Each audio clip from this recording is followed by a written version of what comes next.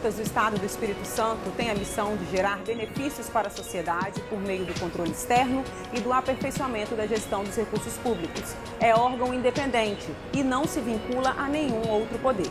Vale ressaltar que qualquer pessoa física, órgão ou entidade que arrecade ou administre recursos públicos deve prestar contas ao tribunal. No caso do TCE, a fiscalização abrange recursos estaduais e municipais. Para exercer suas competências, o tribunal conta com uma estrutura integrada pelos colegiados, plenário e câmaras, Ministério Público de Contas, gabinete de auditores e conselheiros, Secretaria-Geral de Controle Externo, Secretaria-Geral das Seções, dentre outros setores que atuam nas atividades finalísticas da instituição ou em sua área administrativa. Vamos agora dar um giro pela Corte para mostrar resumidamente o caminho de um processo. Em regra, os processos se iniciam a partir da regular autuação, realizada aqui, no Núcleo de Controle de Documentos. São, então, encaminhados à área técnica, onde está a Clarissa. Na Secretaria de Controle Externo, começa o trabalho de fiscalização. Vamos conversar com o secretário de Controle Externo, Lincoln de Oliveira Reis. Lincoln, como se dá a atuação da área técnica quando o processo chega na Secretaria de Controle Externo? Bem, o Tribunal de Contas, então, ele tem dois tipos de demandas. Existem aquelas demandas que são originadas internamente da atuação do tribunal, que envolvem basicamente os processos de fiscalização. Isso significa, então, dizer que os processos são originados por nós mesmos. Então, existe um plano em que é determinado qual é o foco, com base em análise de risco, e a secretaria respectiva ela será encaminhada a campo, por meio de uma auditoria, onde ela, então, realizará a fiscalização do gasto público, do qual vai se originar então um relatório. E esse relatório vai ter então uma instrução técnica inicial, que vai indicar quais são as possíveis irregularidades que foram encontradas, e a partir daí então o processo é encaminhado para o relator para decidir então se vai ser citado ou não para apresentar as suas justificativas. E daí por diante, apresentada a defesa, o processo ele volta para aquela secretaria, onde vai ser feita então a análise conclusiva. Isso é o que ocorre então para processos onde nós temos a demanda que é feita pelo próprio tribunal, onde nós damos origem à fiscalização. Mas existem processos que começam por demanda externa.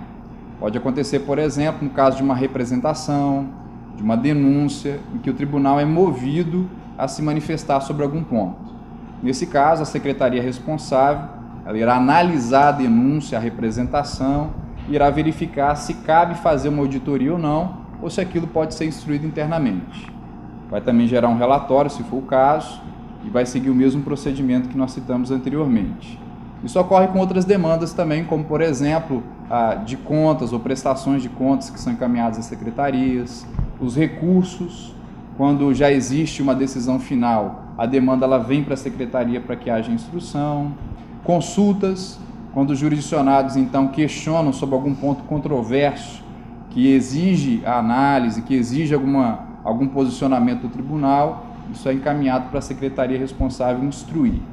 Então, geralmente, existe um procedimento, um trâmite que é básico. A secretaria instrui, se houver necessidade de defesa, é encaminhado para o relator determinar a citação, volta para aquela secretaria e ela se manifesta. E daí por diante, a próxima etapa seria a manifestação do Ministério Público.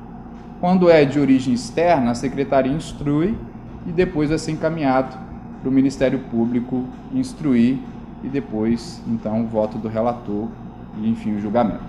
Como disse o secretário, a próxima etapa é a análise do Ministério Público de Contas.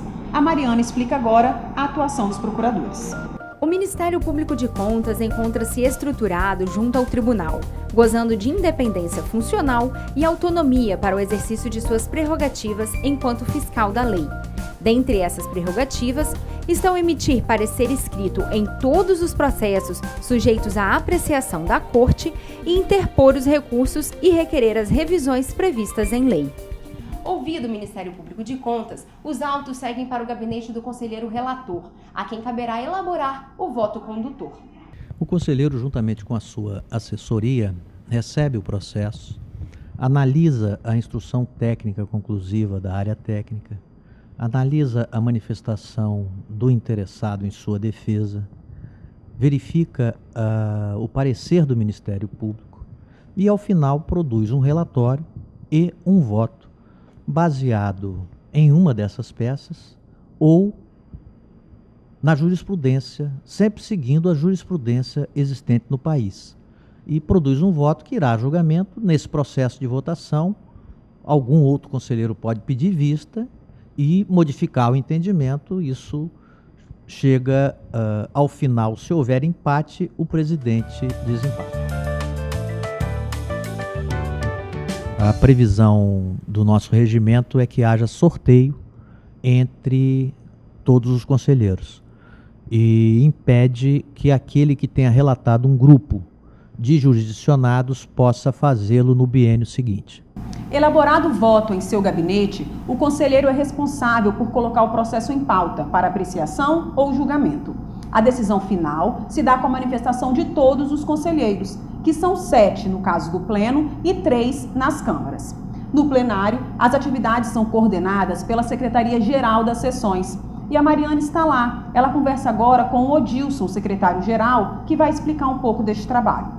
Para julgamento ou apreciação, os processos são encaminhados para o colegiado competente. Secretário, quais vão para o Pleno e quais vão para as câmaras? Bom, Mariana, a nossa distribuição está prevista no regimento interno. Para o plenário são encaminhados os processos relativos ao Estado ou de gestores que tenham qualidade de secretário de Estado ou equivalente, como defensor público, procurador-geral, chefe de poderes, e os processos que envolvam o orçamento acima de 150 milhões de reais no caso dos municípios. Portanto, os municípios que tiverem orçamento abaixo de 150 milhões de reais, os processos são julgados nas câmaras, né, nas 2 câmaras aqui do Tribunal. O Tribunal aprecia um tipo de processo, que é o processo de prestação de contas anual de chefe de Poder Executivo, seja dos prefeitos, seja do governador de Estado. Esses processos de PCA, que a gente chama de contas de governo, o Tribunal emite um parecer prévio e o julgamento é feito no respectivo Poder Legislativo. Os demais processos, todos, o Tribunal tem competência para julgamento. Os recursos são sempre dirigidos ao plenário, exceto os embargos de declaração e os agravos que podem ser julgados nas câmaras dos respectivos relatores. O prazo é de 30 dias, que é o prazo de recurso de reconsideração e de pedido de reexame, e o agravo 10 dias, embargo 5 dias, a partir da publicação da decisão no nosso Diário Oficial Eletrônico. Para além da sua atividade fim, o Tribunal também oferece capacitação aos servidores da Casa, ao jurisdicionado e à sociedade em geral por meio da Escola de Contas Públicas. Uma série de cursos de ensino à distância está disponível no portal da escola. Acesse, a inscrição é gratuita. O cidadão que desejar também pode entrar em contato com o Tribunal para sugestões e reclamações. No site da Corte há um formulário da ouvidoria. O telefone direto é o 3334-7633. Fale com o TCE. A sua participação é fundamental.